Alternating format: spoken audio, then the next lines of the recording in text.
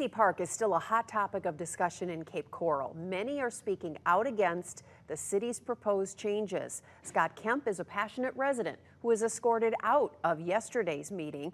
He says the city is turning their backs on them, so now people are going to turn their backs on city officials.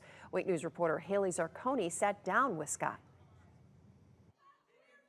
Scott Kemp, who turned his back on council this week, says he understands the plan is to knock all these trees down, put in a boardwalk, because that's going to promote flora, the cement and boardwalk instead of pine trees. These trees have withstood hurricanes and been here for decades.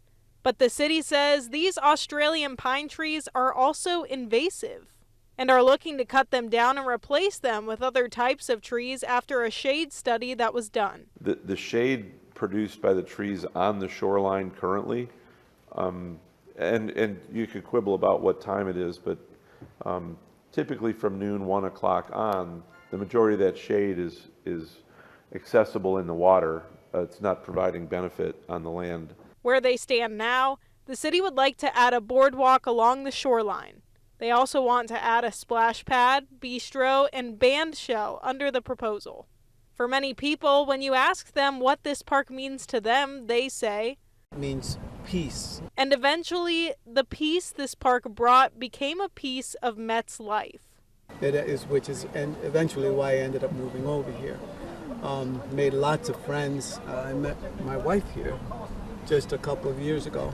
But now these new plans are impeding on this neighborhood spot, and they worry their voices won't be heard when it comes time to make a decision. Although the city says there's still time for Met and others to weigh in. I've listened to all of you. I disagree with you on this one.